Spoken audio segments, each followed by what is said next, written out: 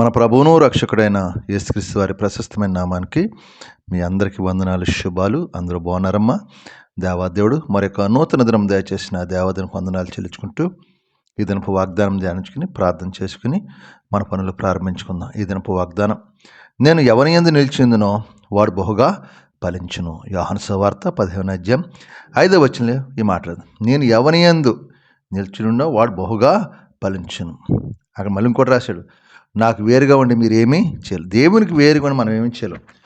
దేవుని మనం నిలిచి ఉంటే బహుగా ఫలిస్తామంట. మరి ఆయన సర్వశక్తిమైన దేవుడు కాబట్టి మనం ఆయన నిలిచి ఉండాలి. నిలిచి ఉంటే ఏమంటుందో బహుగా ఫలిస్తాం, బహుగా ఆశ్రయించబడతామంట. వాక్యం ఎలాగ ద్రాక్షావళి నేను తీగల మీరు ఎవడు నాయన నిలిచున్నో వాడు నేను ఎవరిని నిలిచినో బహుగా ఫలించును. ఆయన ద్రాక్షావళి.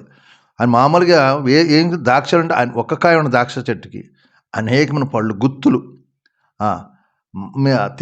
తీగలు. మనం దానిలో మనం అంటగట్టినట్టు దేవునితో తండ్రితో మనం అంటగట్టిన ఫలిస్తాం, అభివృద్ధి చెందుతాం. కాబట్టి ఇదినా నా వాగ్దానం సహోదరుడా సహోదరి, ఆయన ద్రాక్షవాళ్ళు నేను తీగలు మీరు ఎవడనైనా నిల్చున్నో నేను ఎవరైనా నిల్చుండనో వాడు బహుగా ఫలించు. నాకు వేరుగుండి మీరు ఏమీ చేయలేదు. దేవునికి వేరుగుండి మనం ఏమీ చేయలేం. ఆయన ద్రాక్షవల్లి, ఆయన మన తీగలం. ఆయన అంటగట్టబడినప్పుడు బహుగా మనం ఫలిస్తాం. అప్పుడు ఆయన మనం ఆయన యందు నిలిచుంటే మనం బహుగా ఫలిస్తాం. ఆయనకి వేరుగుండి మనం ఏమీ చేయలేమన్నట్టు ఆయనతో ఉందాం. ఆయన బహుగా ఫలించేలా మనం చేస్తాడు. కాబట్టి ఆయన విశ్వాసం ఉందాం, ఆయన నిరీక్షణ కలిగి ఉందాం. ఆయన మనం దీవించును గాక, ఆశ్రయించును గాక. ఆయనకు వేరుగుండి ఆయనలో నిలిచుంటే మనం ఫలిస్తాం. కాబట్టి దేవుని నిలిచుందాం.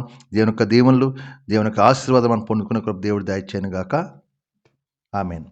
ఈ సమయంలో మీ కొరకు ప్రార్థిస్తే మీరు కూడా నాతో ఏకీభవించిన ప్రార్థన. సర్వాధికారి, కృపగల తండ్రి, కనికరపుండ, ఆశ్చర్యకరుడ, అద్భుతాలు చేయవడా, మహాగండ, మహోన్నతుడైన తండ్రి, నీకు వందనాలు.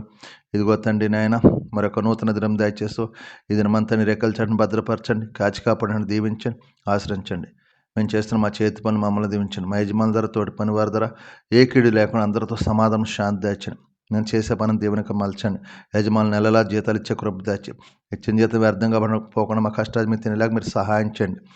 ఎవరైనా బలహీనత ముట్టండి, స్వస్థపరచండి. హాస్పిటల్ ఐసీలను ముట్టండి, స్వస్థపరచండి.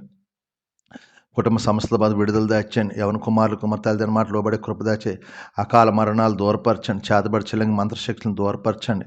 కృప చూపించి దీవించమని మిమ్మల్ని మహింపరచం కనిపరి ఇదంతా మేము చేసే పనంతా దేవునికరంగా, ఆశీర్వాదకరంగా, సమాధానకరంగా, సంతోషకరంగా కృప మీరు దాచేయమని మిమ్మల్ని మీరు మహింపరచుకొని మీకే మహిమ, ఘనత, ప్రభావం పొందుకోమని యేసు పరిశుద్ధం అడుగుతున్నాను తండ్రి.